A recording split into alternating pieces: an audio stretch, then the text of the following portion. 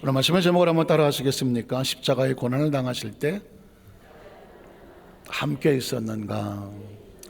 이번 주 고난 주간을 앞두고 순환 주간 동안에, 그리고 이 사순절 동안에 우리는 이런 주제를 가졌습니다. 거기 너 있었는가? 그때에 겟세마네 동산에서 기도하실 때에, 그리고 십자가에 고난을 당하실 때에 그때 넌 어디 있었는가? 그때 같이 있었는가? 라는 도전을 주고 있는 거죠. 제가 어제 프랑스 화가 띠소라는 사람이 구원자는 십자가에서 무엇을 바라보고 있는가? 이런 의미의 그림을 하나 보여드렸는데, 그림 하나 보여드릴 수 있을까요? 예.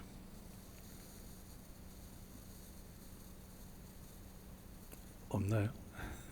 제가 부탁을 좀 드렸었는데, 예. 혹시 잘 보이시죠? 전 사실 굉장히 특이한 그림이고, 오늘 두 번째 날 십자가의 고난을 당하실 때 같이 있었는가라고 묻는 질문에 딱 맞는 그림이거든요. 어제도 말씀을 드렸지만 보통 십자가에 달리신 예수, 십자가를 그려보라고 하면 다 십자가에 달린 예수가 있고 밑에서 우리가 쳐다보는 주로 그런 그림이었었어요. 그런데 이것은 구원자, 십자가에 달리신 예수께서 그 자리에 나와 있는 사람들을 바라보고 있는 것이죠. 가슴이 철렁하지 않습니까? 우리를 내려다보고 계시는 창조주 하나님, 또 십자가에서 고난당하시면서 내가 이 고난에 있을 때 넌 어디 있었을까? 라고 질문하는 듯한 화가의 시각은 굉장히 놀랍습니다. 그래서 어제 말씀드렸지만은 네 종류의 사람들이 보이더라. 로마 병정들이 보이더라. 예수가 누구인지 알 수도 있고 모를 수도 있고, 그러나 수도 없이 들었겠죠. 이 자리에 와서 예수를 십자가에 못 박기 위해서 그들이 예수를 왜 몰랐겠습니까? 그러나 예수가 누군지에 대해서는 별로 관심이 없어요. 그냥 시키는 대로, 명령하는 대로 자신의 업무에 따라 그냥 행정적으로 했을 뿐입니다. 참 안타까운 사람들이죠. 예수를 눈앞에 두고도 그들은 예수를 믿지 못하고 알지 못하고 그들은 오히려 자신의 손으로 예수를 십자가에 못 박는 악역을 담당했었습니다. 삶을 살아가면서 이런 악역은 담당하지 말아야 되는 거죠. 또 한 종류의 사람은 나귀를 타고 있던, 말을 타고 있던, 노새를 타고 있던 종교 지도자라는 것입니다. 이 사람들도 참 안타까운 사람입니다. 그들은 구약을 알았죠. 예언을 알았습니다. 메시아가 온다는 사실도 알았습니다. 그럼에도 불구하고 저 유대 나사렛에서 무슨 선한 것이 나오겠어? 목수의 아들을 메시아로 인정하고 싶지 않았습니다.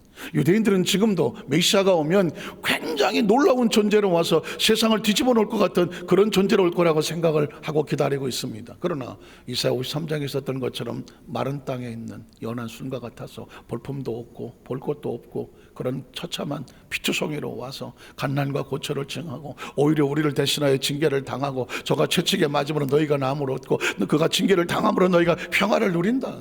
메시아는 그렇게 화려하게 오지 않을 거라고 말했습니다. 그러나 그럼에도 불구하고 이 사람들은 자신들이 믿고 싶은 것처럼 믿었습니다. 로마를 무너뜨릴 강력한 지도자로 오기를 원했습니다. 그래서 예수가 메시아라는 사실을 믿고 싶지도 않았고 믿으려고 하지를 않았습니다. 오히려 그를 십자가에 못 박아 버렸습니다.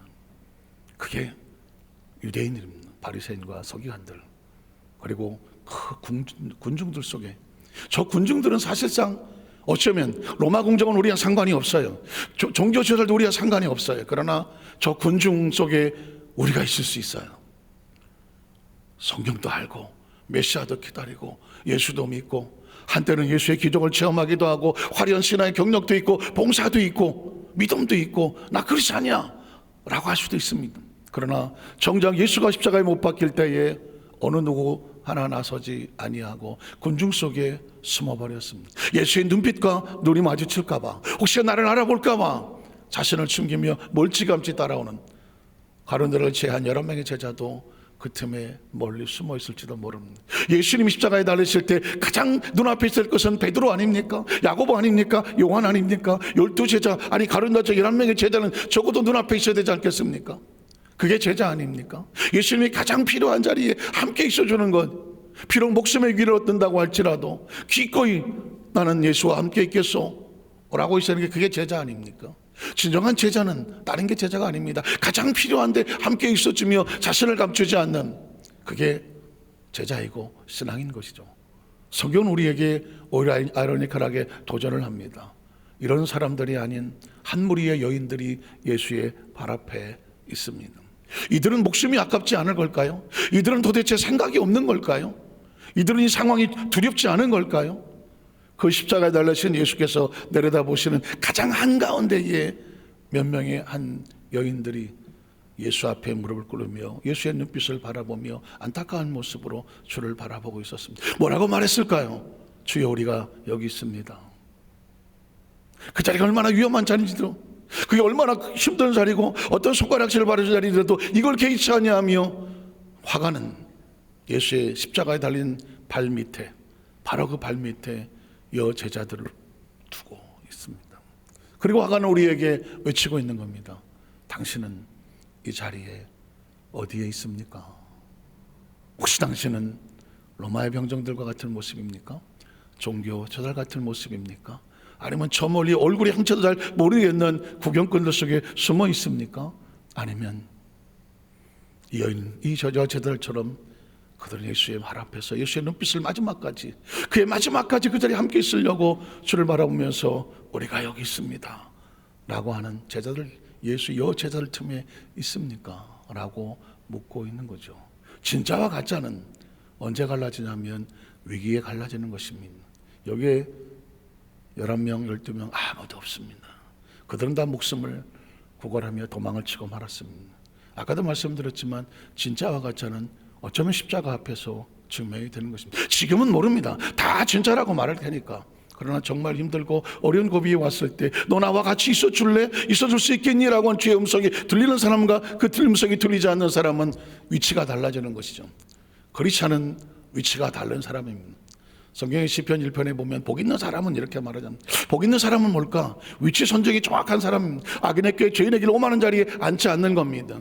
하나님께서 있어야 될 그 자리에 말씀을 묵상하여, 주야로 묵상하여 그 말씀을 가슴판에 새기고 마치 시냇가에 심은 나무와 같이 자신의 자리를 그곳에 두는 사람, 어디에 있어야 내가 생명이 사는지를 아는 것이거든요. 지금 이 시간도 우리는 어느 곳에 있을 수 있는 선택이 있어요. 어디 텔레비 앞에 있을 수도 있고, 어디 식당에 가 있을 수도 있고, 친구를 만날 수도 있고, 취미생활 할 수도 있고, 다른 일 할 수 있습니다. 그러나 위치 선정은 우리가 하는, 어떤 의미에서 본다면 예배는 위치 선정과 같은 거예요. 하나님 앞에 나와 있습니다. 한번 따라 하실까요? 주님, 내가 하나님 앞에 나와 있습니다. 전 놀라운 정의를 들었습니다. 기도는 뭐냐? 아무것도 안 해도 좋다. 하나님과 같이 있어만 줘라. 예배는 뭐냐? 하나님과 같이 있어만 줘라. 거기서 손바닥이 발이 되도록 빌고 어디 허리를 굽히고 3,000번을 절하고, 그냥 하나님 곁에 예수님이 원하시는 그 자리에 같이 있어달라. 여러분, 그렇습니다. 몸이 있는 게 아니라 마음이 있고 심령이 있고 함께 있어달라. 왜 이게 절박하게 필요할까요? 안타깝게도 예수님이 십자가에 달리실 때에 안타깝게도 정말 아무도 그곳에 있지 않고 도망치는 모습을 봅니다. 우린 첫 번째로 예수님이 고난을 당하실 때에 도망을 치는 제자들의 모습, 이것을 글로 적기도 가슴 아팠습니다. 가장 필요한 자리에 제자들은 도망을 쳤습니다. 마태복음 26장 50절 이하를 보겠습니다. 예수께서 이르시되 친구야, 내가 무엇을 하려고 왔는지 행하라 하신대 이에 그들이 나와 예수께 손을 대어 잡는지라. 예수와 함께 했던 자 중에 하나가 손을 펴 칼을 펴, 베드로죠, 대제사장의 종 말고를 쳐서 그 귀를 떨어뜨리니 예수께서 이르시되 내 칼을 도로 칼집에 꽂으라. 칼을 가진 자는 다 칼로 망하느니라. 너는 내가 내 아버지께 구하여 지금 12군단이 더 되는 천사를 보내시게 할 수 없는 줄로 아느냐. 내가 만약 그렇게 하면 이런 일이 있으리 한 성경이 어떻게 이루어지겠느냐 하시더라. 그때 예수께서 무리에게 말씀하시되 너희가 강도를 잡는 것 같이 칼과 뭉치를 가지고 나를 잡으러 나왔느냐. 내가 날마다 성전에 앉아 가르쳤을 때 너희가 나를 잡지 아니하였도다. 내가 이렇게 된 것은 다 선지자들의 글을 이루함이니라 하시더라. 그리고 이에 제자들이 다 예수를 버리고 도망했다고 말했습니다. 어쩌면 가장 예수님과 같이 겟세마네 동산에도 내가 심히 고민하여 죽을 것 같았으니 나와 함께 있어만 달라고 했던 예수님께서 십자가에 고난하면서 그리스도의 그 온 인류의 제물이 되어서 가는 그 순간에 누군가 있어 주기를 원하지 않았을까요? 예수님은 그 자리에서도 묵묵히 있었지만 베드로, 야고보, 요한 어디 있어? 부르시고 있었을지도 모릅니다. 그 자리에. 그러나 성경은 아주 장혹하게, 냉혹하게 제자들이 다, 죄송하지만 한 놈도 안 남고 다 예수를 버리고 도망했다고 말하는 것입니다. 그 처참한 자리에 예수 홀로 남았다고 말하는 것입니다. 오늘 이 성령 대망회 동안의 큰 주제는 함께라고 하는 단어였습니다. 우리가 지난 삶을 돌이켜보고 지금 우리의 삶을 돌이켜보고 앞으로 우리의 삶을 살아갑니다. 신앙이란 뭐냐? 결정적인 하나님의 그 순간에 다 도망을 칠 때 그 자리를 지켜내는 사람이, 그게 신앙인 거죠.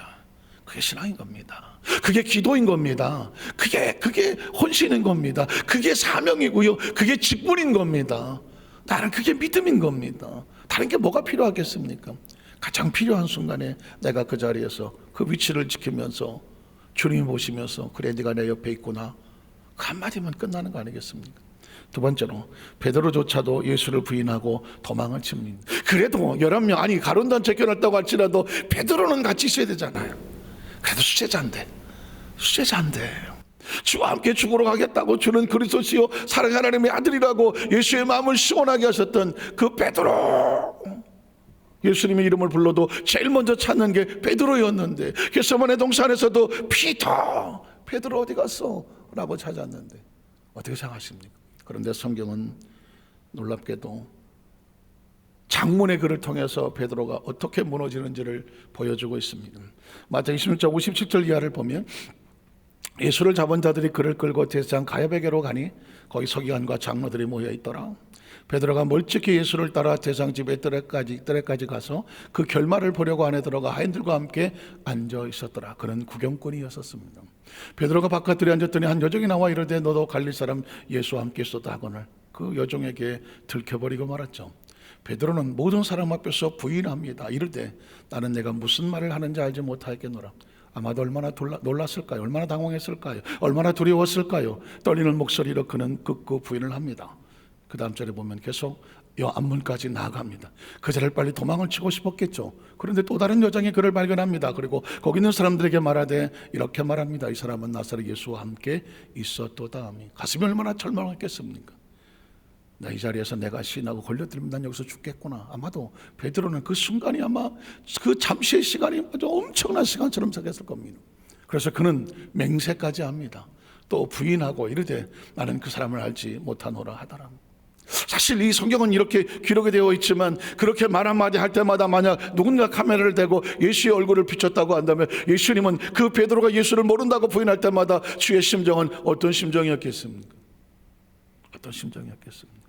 어쩌면 그 여종이 예수를 그 제자라고 말하며 베드로에게 말을 걸 때에 예수님은 그 베드로를 보면서 그 입에서 무슨 말이 나올지를 기대하지 않았겠습니까? 물론 예수님은 예언을 했습니다. 네가 오늘 다가올 전 나를 3번이나 부인할 거라고 말을 했습니다. 그때 베드로가 말했거든요. 주여 나는 절대로 그렇게 하지 않겠습니다. 비록 주와 함께 죽을지언정 난 절대로 예수를 부인하지 않겠습니다.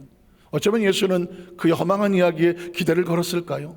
혹시 그래도 배추제자인데, 가장 사랑을 많이 받고 가장 앞장섰던 주와 함께 죽겠다고 한 베드로였는데, 혹시 그래도 일말의 희망을 가졌을까요? 그러나 일말의 희망은 물거품이죠. 베드로는 급급하게 도망치기 바빴습니다. 맹세하고 또 부인하 이럴 때 나는 그 사람을 알지 못하노라 하더라.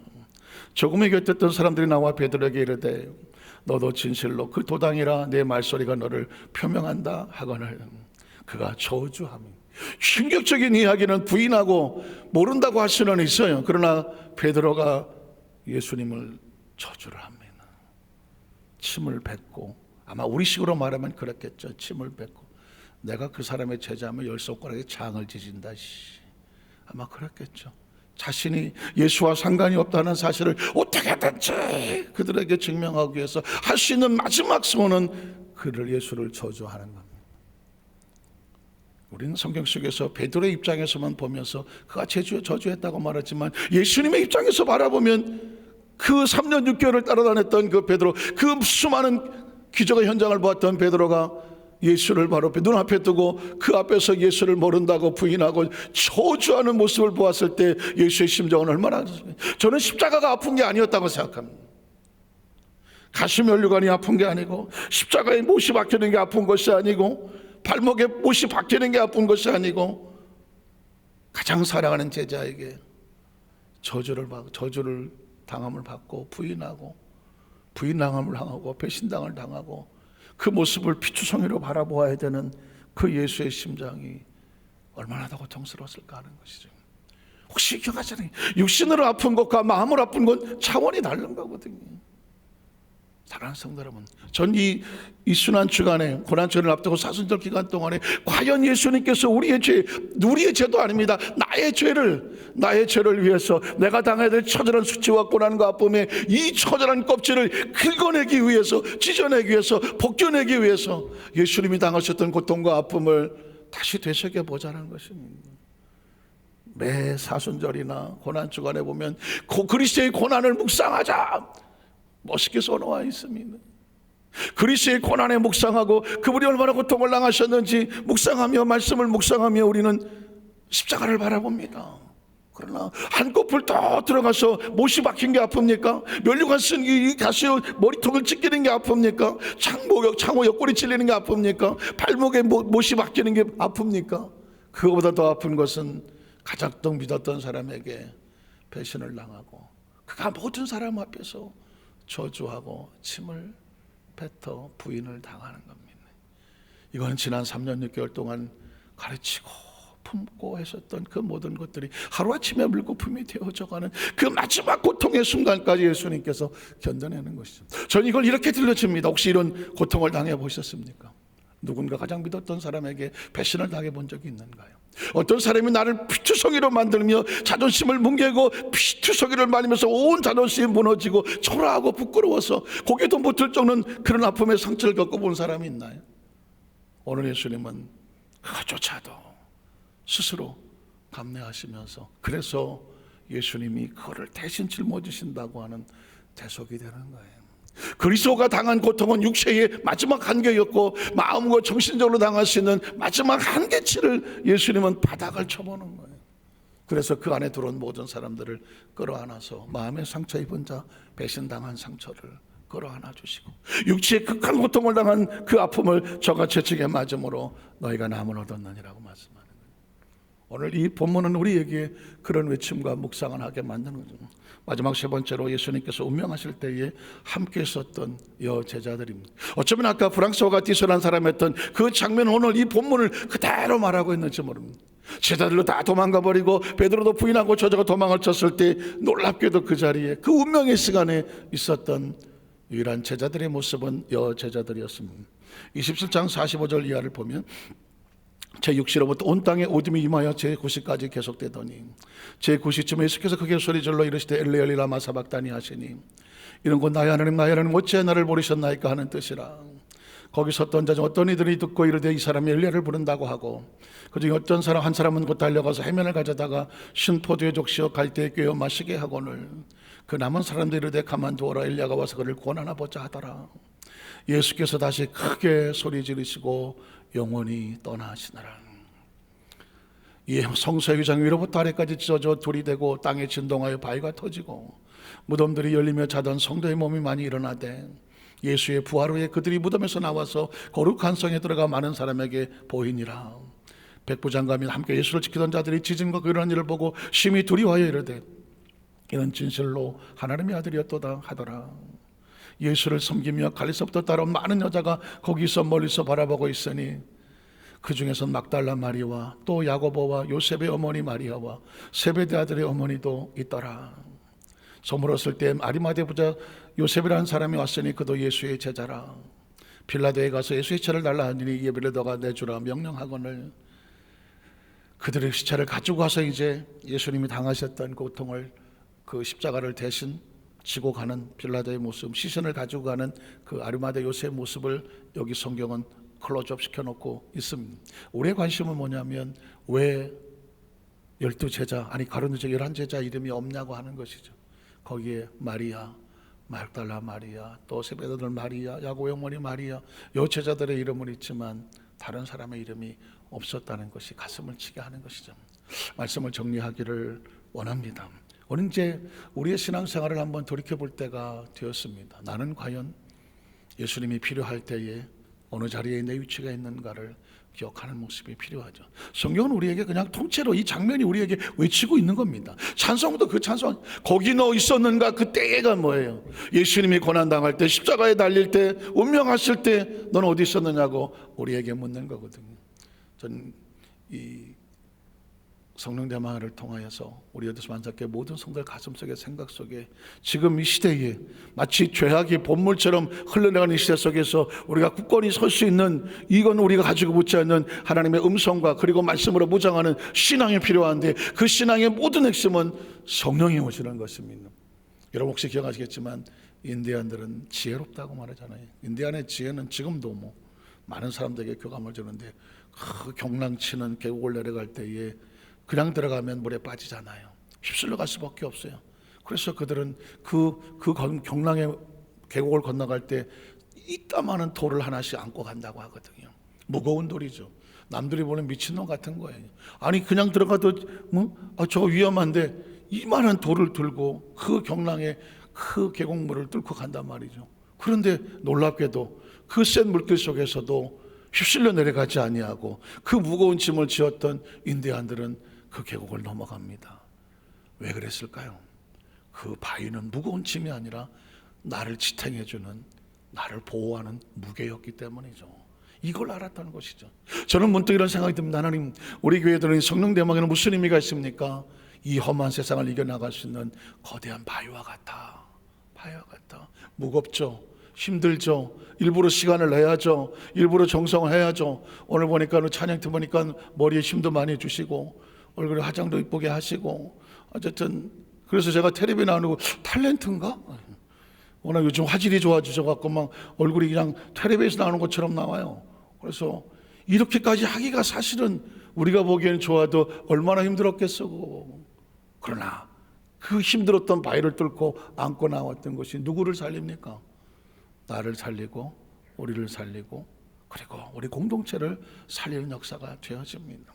저는 이때까지 생사하면서 제가 어렸을 때 뭣도 모르고 열심히 봉사한 것밖에 없는데, 어느 날 주님이 그걸 기억하셨던 걸 기억해요. 어느 날 제가 눈앞에서 그냥 주마등처럼 지나가는, 어려서부터 하나님 교회 안에서 자라면서 헌신하고 봉사했던 그 모든 것들이 어느 날 난 다 잊어버렸는데 하나님은 기억하시더라고요.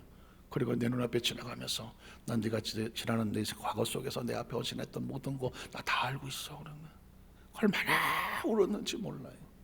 그게 우리를 잊게 하고 앞으로도 하나님 그것을 가슴에 잊지 않고 우리를 그것 하나님 주시는 축복의 보물로 알고 계시더라고요. 지금 성령 대망을 하시고 또 금요 차릴 때 헌신 예배 하실 때에 그 땀과 눈물과 정성 헌신 모든 거 우리는 잊어버릴지 모르지만 기억하십시오.